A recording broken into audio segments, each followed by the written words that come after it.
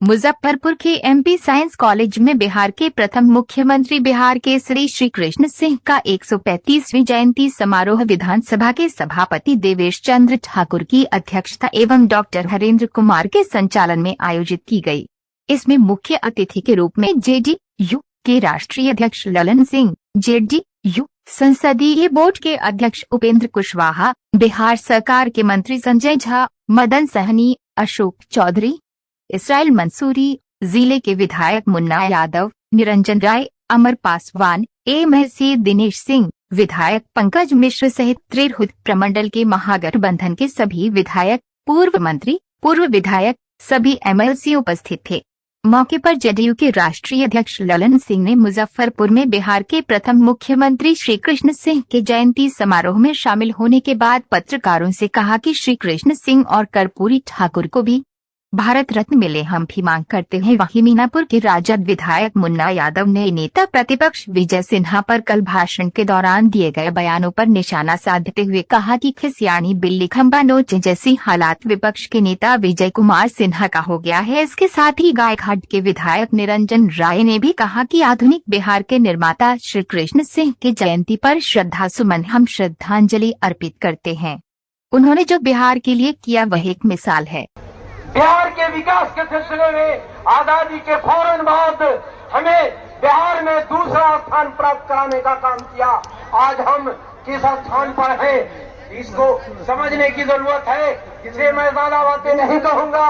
जितने भी विकास के काम दिखाई दे रहे हो, चाहे बिहार विश्वविद्यालय का निर्माण हो, चाहे राज्य विश्वविद्यालय हो, चाहे भागलपुर विश्वविद्यालय हो, चाहे एग्रीकल्चर कॉलेज हो, तो पूसा का चाहे क्या आते हैं, जिस तरीके से गंगा रेल पुल बिहार हिंदुस्तान का पहला रेल और रोड पुल मोकामा का हो, राजेंद्र पुल, चाहे जितनी भी बिहार में आप बोकारो स्टील सिटी हो, हेवी कारखाना, चाहे आप बरौनी घाट कारखाना, बरौनी रिफाइनरी, जितनी भी संस्थाएं आपको बिहार में दिखाई दे रही हैं, बिहार और झारखंड में, सब उनकी देन है। अगर इनको निकाल दिया जाए तो बिहार और झारखंड झुंड पे चला जाएगा। इसलिए आज हमें ऋणी होना चाहिए श्री बाबू का, और इसी ऋणी होने के आधार पर मैं पुनः उनको श्रद्धांजलि अर्पित करते हुए देवेश बाबू का आभार प्रकट करना चाहूंगा कि जिस व्यक्ति ने बिहार को इतना कुछ दिया, मुजफ्फरपुर की धरती पर जिस तरीके से श्री बाबू की जयंती है। बिहार केसरी आधुनिक बिहार के निर्माता डॉक्टर श्री कृष्ण सिंह, बिहार के प्रथम मुख्यमंत्री, उनकी 135वीं जयंती है। भारत रत्न तो मिलना ही चाहिए उनको। आधुनिक बिहार के निर्माता हैं तो भारत रत्न क्यों नहीं मिलना चाहिए? आप भी मांग करते हैं क्या? तो हम जब बोल रहे हैं तो क्या बोले कि मिलना चाहिए उनको, तो क्या है, मांग ही है ना। तो उनको भी मिलना चाहिए। बिहार के दोनों धरोहर हैं, जननायक कर्पूरी ठाकुर और ये डॉक्टर श्री कृष्ण सिंह, दोनों को भारत रत्न की उपाधि मिलनी चाहिए।